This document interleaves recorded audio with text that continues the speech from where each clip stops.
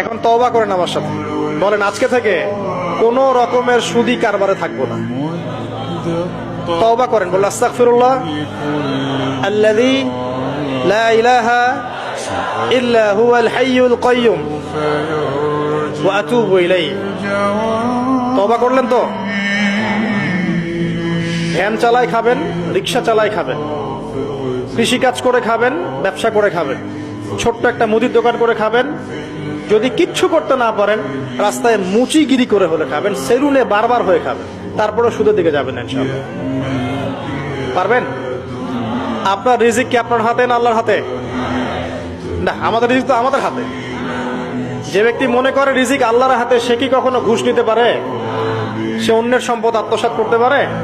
সে অন্যের জমি সিজ করতে পারে? সে দুর্নীতি করতে পারে? সে সুদ খাইতে পারে? কেন খায়? কারণ সে মনে করে রিজিকের মালিক সে নিজেই। এগুলো করলে তার সম্পদ বাড়বে, না করলে সম্পদ বাড়বে না। এই কারণেই তো সে কাজগুলো করে। আর আমি খুব ভালোই বুঝি, অ্যাটলিস্ট আমি খুব ভালোই বুঝি যে এই কাজগুলো ব্যক্তিরা কেন করে। উত্তর শুনবেন? উত্তর হচ্ছে পরিবারের জন্য। কার জন্য? পরিবারের জন্য। মা, বৃদ্ধ মা আছে দেখতে হবে, দুই বাবা আছে দেখতে হবে, স্ত্রী আছে, আর স্ত্রী মাশাআল্লাহ একদম ফেমিনিস্ট, তার চাহিদা পূরণ করতে তার হিমশিম খেতে হয়। হ্যাঁ, একটা শাড়ি নেবে 20,000, ঠিক আছে? স্ত্রীর চাহিদা অনেক, গহনা গাড়ির অনেক চাহিদা, আর না দিলে তো আবার সমস্যা, বাসায় গেলে তো মানসিক টর্চার সেলে রেখে দিবেন। এখনকার বেশিরভাগ পুরুষই কিন্তু নির্যাতনের শিকার। এখনকার বেশিরভাগ পুরুষ কিন্তু নির্যাতনের শিকার। ম্যাক্সিমাম বাসায় গিয়ে দেখবেন টর্চার, এক একটা রিমান্ডের সেলের মতো, বুঝছেন?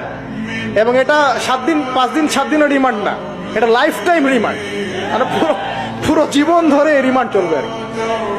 তো এই যে সমস্যা, তা কার কার জন্য করি? পরিবার, সন্তান, পিতা মাতা, আত্মীয় স্বজন, এগুলোর জন্য। কিন্তু একটা কথা শোনেন আমার, আমরা যখন মারা যাব না, আমরা মারা গেলে পরে 40 দিন তারা আমাদেরকে মনে রাখবে কিনা সন্দেহ আছে। বিশ্বাস করছেন না?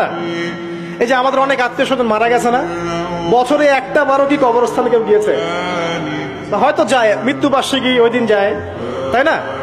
দেখেন, আমরা কিন্তু আস্তে আস্তে ভুলে গিয়েছি তাদেরকে, আমরা ব্যস্ত হয়ে গেছি। ঠিক একইভাবে তারাও আমাদেরকে ভুলে যাবে। এই জন্যই আমি বারবার আপনাদেরকে মনে করে একটা কথা, আমার জীবন থেকে উপলব্ধি করি একটা কথা, যে একমাত্র আল্লাহ ছাড়া এই পৃথিবীতে এবং পরকালে আমাদের আপন বলে কেউ নাই।